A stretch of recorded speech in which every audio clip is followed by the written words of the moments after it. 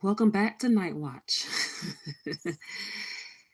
And now into January 19th, 1:38 a.m. Night Watch. This is a channel, not a channel, but I do Night Watch after 10 to 10:30 p.m. For those of you who are up struggling to sleep, need something thought-provoking to help you enter into rest, something to put on the table of your heart for you to process before you go to sleep. Hopefully something that will ignite you to do something, ignite you to be something, but most of all, ignite you to think on some things.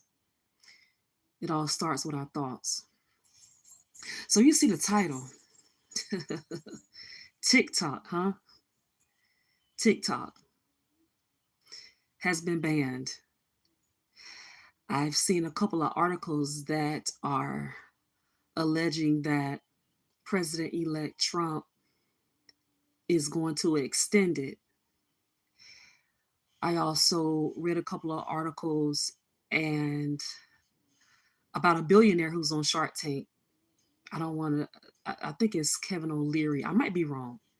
You can let me know in the comments if I'm wrong. I think it may be Kevin O'Leary. Don't quote me on that, but he was on Shark Tank. He's definitely had a couple of interviews where he was talking about his interest in purchasing the US shares in TikTok, and that he had a meeting with President-elect Trump down in Miami, expressing his interest in purchasing the US shares of TikTok. We'll see. But are you guys watching what's going on? I know some people are not into the news. They don't care about it. They just say, I'm just going to live my life. I'm not into politics. Whatever happens. I'm living my life on my own terms. I'm not in that whole bubble. My mental health is better off if I don't know. I get that. And I respect that stance. However, sometimes when you're given direction, because remember here on this channel, part of Night Watch is the core being the foundation of God. There's a scripture in the word that talks about God won't do or allow anything to occur in the earth without revealing it first to his prophets. And also Jesus the Christ said in the New Testament that he didn't come to destroy the law, but to fulfill it. Okay. We have to understand that when you're given direction, some direction that you're given is due to what's going to happen around you. Some people have dreams, open visions. God speaks to you audibly, and he will tell you about things to come. Now, when you try to talk to other people about this, they may say, oh, you're crazy. That didn't happen. I don't believe you. But there are some people who are gifted like that. They have the ability to see, hear, and they can sense when things are not right, when something's a little off. For some people, this occurs because they get messages about what's getting ready to happen within their home. It could be something that's happening with your spouse and you dream about it, you sense it. You can feel the atmosphere switch, something going on with your children or family members. And they may tell you to your face, oh, nothing's going on. I'm okay. But you can see beyond that. It's like it's something here, something innermost that is showing and revealing to you what's really going on beyond what people are letting on. People don't always tell you the full truth. They only tell you what they want you to know. But when your intuition is telling you differently, you better respect it. That's a blessing. Everybody doesn't have that. Some people are afraid of that because it's not really accepted by the people around you. So you feel isolated for being spiritually gifted. You feel weird for being spiritually gifted. But if you hone into it and settle into that spiritual gift, you can actually help yourself, the people in the world around you. 2020, 2020 was just a test run. And I'm not saying this because of what's going on right now, but at the same time, I am. I put out a video 9 months ago that was talking about some things, and you can go back and check it out because it says 9 months ago on there due to foresight. But back to those of you who have the spiritual eye, use it to your advantage because you get signals about what's going on your job, within your family, with friends. Some of you even know when a certain person is switching up, when their energy has changed, and you know this person and I have been friends for a long time, but something is telling me that this relationship is getting ready to end. It's something about him or her that is not the same. So you get a heads up about it. Listen to that and do something about it. Well, let me move on. Let me move on to TikTok. Bye, TJ Mask. Okay. Bye, sweetheart. You have a good night. Okay. TikTok is a god to so many people. God with the small g. Idolatry. Idolatry is wrong, and it's something that has to be cast away and put away from us. Anything that we put in the place of God, anything that we worship. Well, what is worship? Worship is anything that you put in the seat of top priority. Okay? You can't live without it. It's constantly on your mind. Before you do anything, you are wanting to focus your attention on this thing or this person. You're crazy without it. You can't breathe without it. You can't get your day started without it.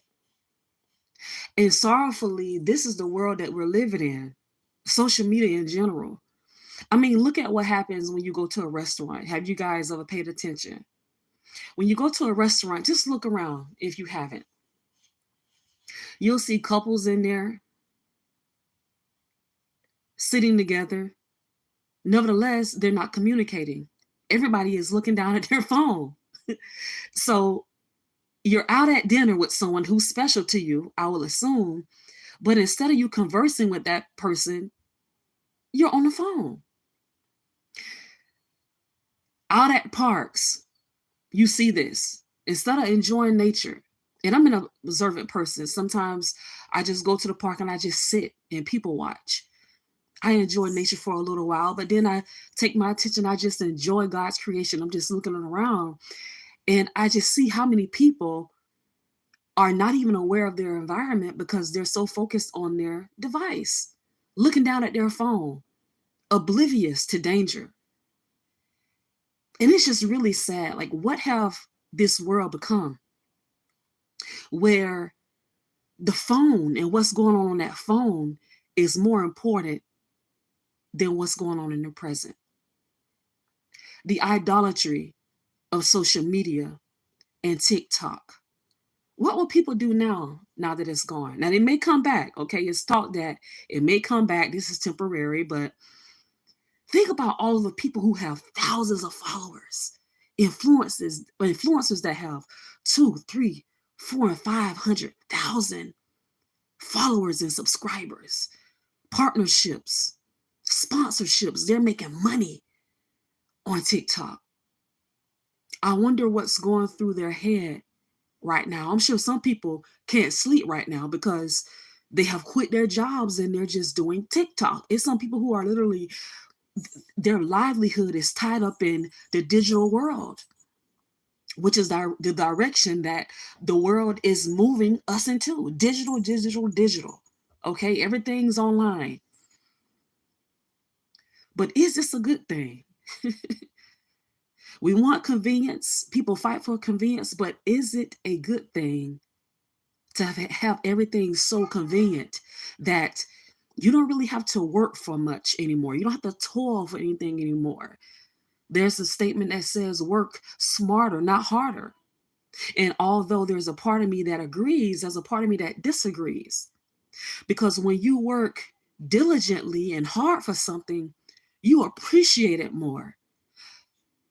As opposed to something being handed to you and it's so easy, it's not really worth much because anybody can get it. Free or things that are complimentary is not so much appreciated. Why? Because people don't have to work for it. It's being handed to them. But idolatry. When you idolize things, you run a high risk of being let down. Because things are not supposed to be first and foremost. And I know a message like this is not popular because of the way the world has been twisted to make people think that if you're not on social media, you're worthless. If you're not posting everything about your life and being transparent, things aren't happening for you. If you're not smiling and showing yourself on trips and everything on social media, posting about it, it's not happening. Your life is not real. Like in 2025, it's like, why aren't you showing everything on social media? Why aren't you telling people what you're doing? Why are you hiding your children? Why are you so secretive? Which is weird. People literally are asking, why are you so secretive? Like the art of privacy is a bad thing, like it's blasphemy to be private, to protect your family. Everything is just like totally switched. It's nothing like what it used to be. And yes, things are supposed to evolve. We are supposed to evolve, but evolving away from being humane, evolving away from communication, evolving away from human touch, evolving away from communication. Social media claims to connect us, but in essence, we're disconnected. I just mentioned a few minutes ago how people are out on dates together, out with family members, cookouts, at the beach, you name it. And instead of spending that time unplugging from the phone for an hour, for a day, so many people are still holding their device. How many people are walking around in the airport looking down at their phone, checking social media, every notification that goes off, they're checking it. Is this what we have become? Is it that important that you can't put the phone down and stare into your loved one's eyes and really have a conversation? And then when people pass away, when people off themselves, now you have a bunch of people crying and losing it, saying, oh, I didn't know he or she was going through that.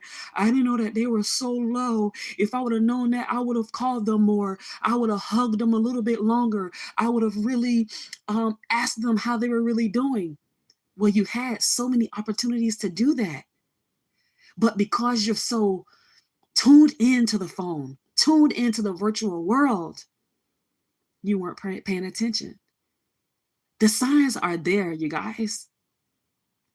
The signs are there. Sometimes people express themselves. They tell you what's going on with them. They tell you that they're going through a terrible time. They tell you how low they are.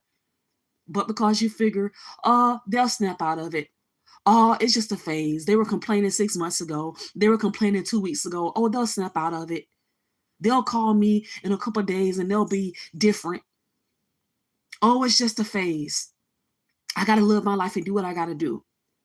So if you really feel that way, you shouldn't be upset when people fall dead. You shouldn't be upset if someone does something to harm themselves, because after all, according to your actions, you did not care. It's time to unplug from this stuff. I'm not saying you have to totally live outside of everything. And, because of course people are going to say, oh, I have to be available for my job, my kids, this and that, all the things that were irrelevant just 20 years ago.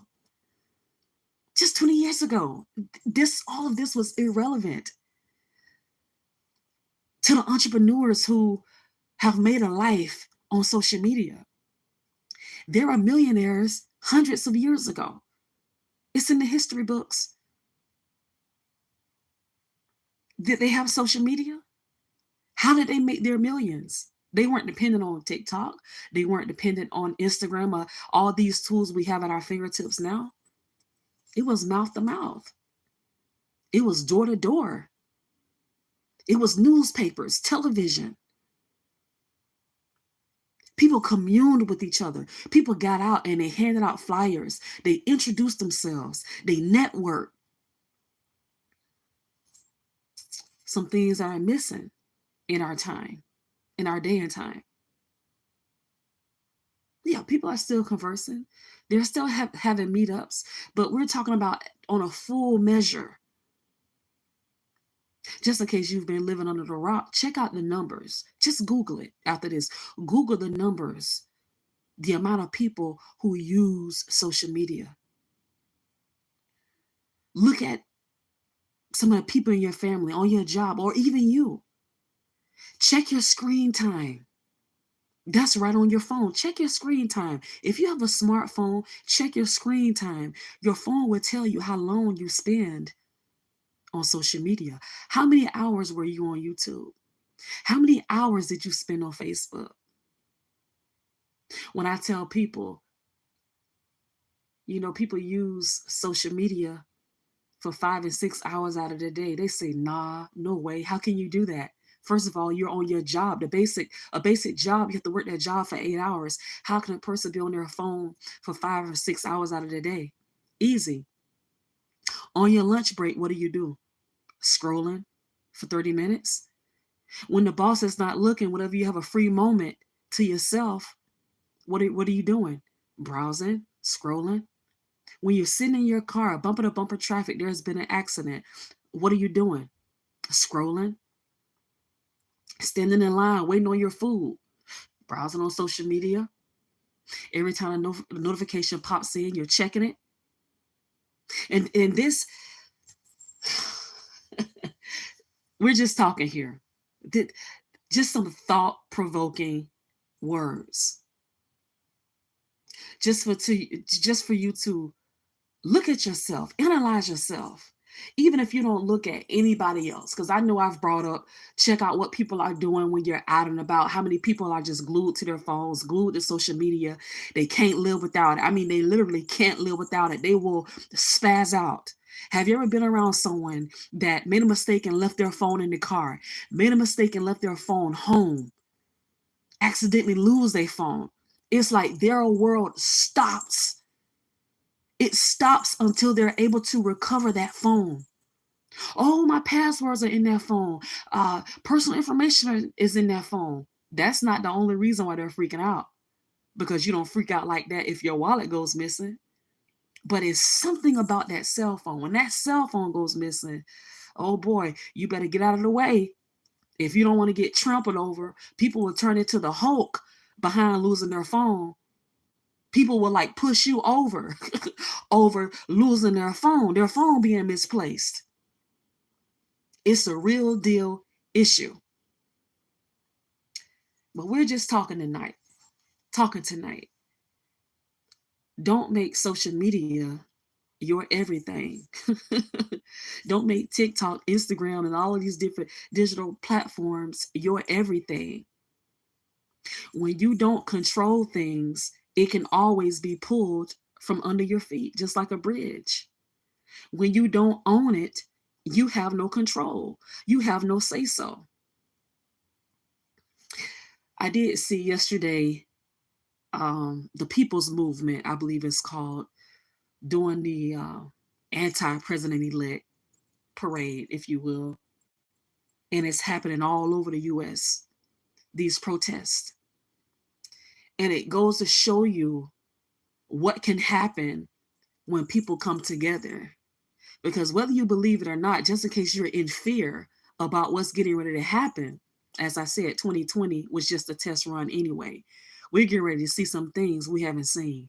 Okay. If you think TikTok being banned is a big deal, just don't clutch your pearls because you haven't seen anything yet. You have not seen anything yet. But just to see how people come together, there is power in numbers. Some people are fearful of the government and lawmakers because they believe that they hold all the power. But it's actually the people that hold the power.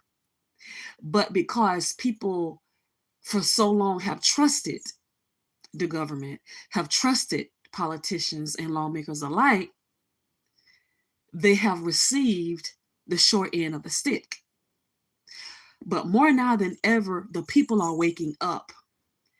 And that is an issue for the powers that be. People coming together and getting on one accord is an issue to the powers that be.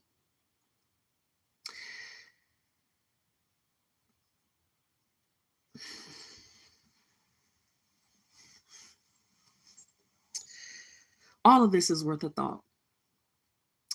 But ultimately, if your foundation is set, and I'm going back to the belief system of having a foundation at your core, loving God and listening to God, He will direct your path. You don't have anything to be afraid of because you have the greater one within. It doesn't matter what's going on around you. You have the greater one within.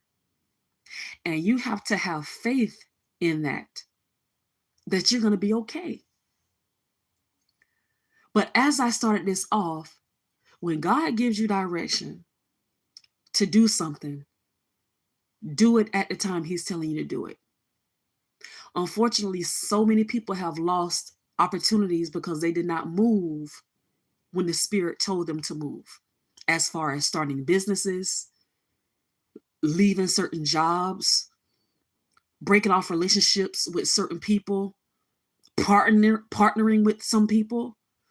The Spirit has told you and led you to do things, but for whatever reason, with your grown adult mind, you sabotaged it and you said, nah, that's not something that I need to do. That don't really feel right to me. That don't seem right. It didn't make sense. But when we live by faith, you can expect to be able to make sense of it, because faith does not mean making sense of it. Faith is something that you don't know. You don't know all the details that are between everything, to fill in the blanks, if you will. You might have point A and then Z, but everything in the middle is faith. It's faith. You don't know everything that you're going to run into, the issues that you may have, what will go right, what will go wrong. You don't know that. That's where faith comes into play. So when you have been given direction, when you sense something, to the dreamers, to the visionaries, go with that. And sometimes you can't tell the people around you what you see and what you sense, because they'll talk you out of it. They'll call you crazy. They'll tell you you're talking stupid. You don't make any sense. They'll come up with all kind of logic. And if you sit in it and pay too much attention, you'll lose sight of what you sense, what you know, the understanding that you have of something, because you're listening to people who don't have the same radar, if you will, like you do, the same connection. So go with what you know, and don't have any fear about tomorrow when you know that you're in alignment with God, because you're going to be fine. Now, just in case you're not, it's never, well, I won't say it's never too late. Now is the time. Whenever you hear a message like this, it's because it was designed for you. put God back first. And for some of you, it's putting God first for the first time in your life. Give it a chance and see what happens to your life moving forward. Things may get a little shaky when you give your life to God, because the universe, if you will, the evil forces around you don't like that.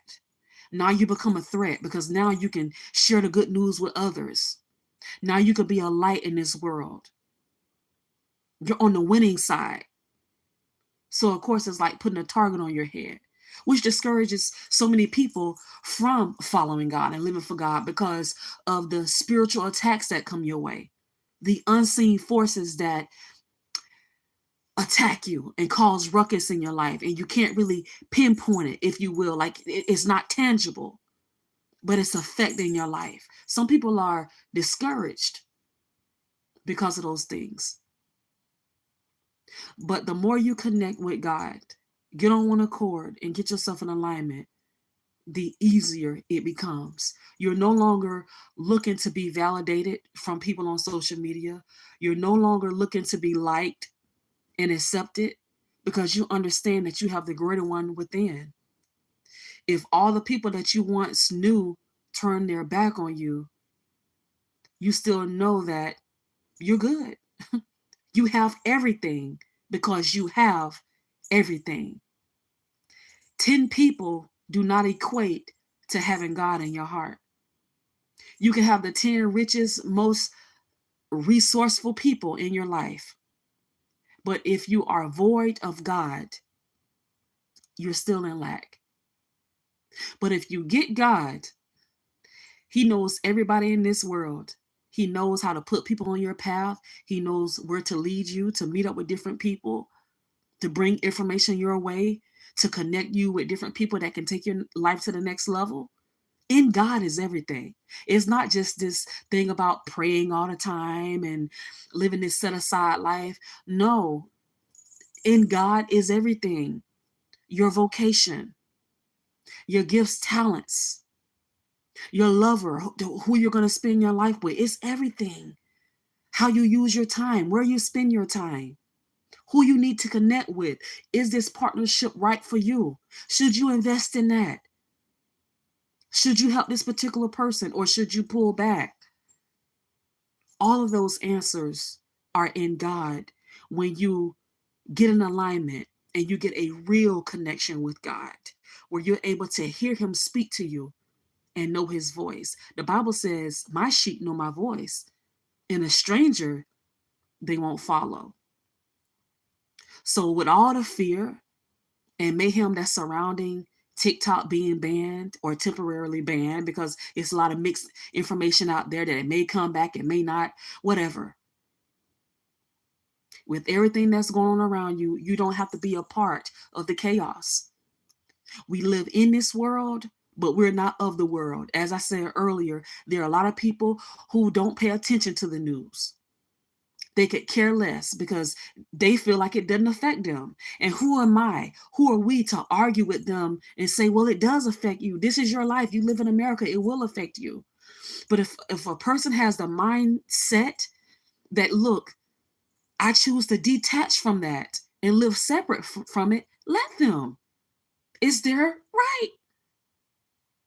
And there are some people in the US who live within communities totally separate from the vast majority of people. And they are getting along just fine without social media. They're getting along just fine. Whereas some circles, like I said, if people are without their phone, they're without social media, they can't function. But there are some people in the US who can go months without a phone and it doesn't bother them. They wouldn't blink twice about it, because they don't make their cell phones their God. They have learned how to live without being dependent on all of these worldly things. Remove your idols. Remove the idols. And put God back in the spot that He deserves to be in. Nothing is more important than God. Nothing. I'll see y'all in the next video.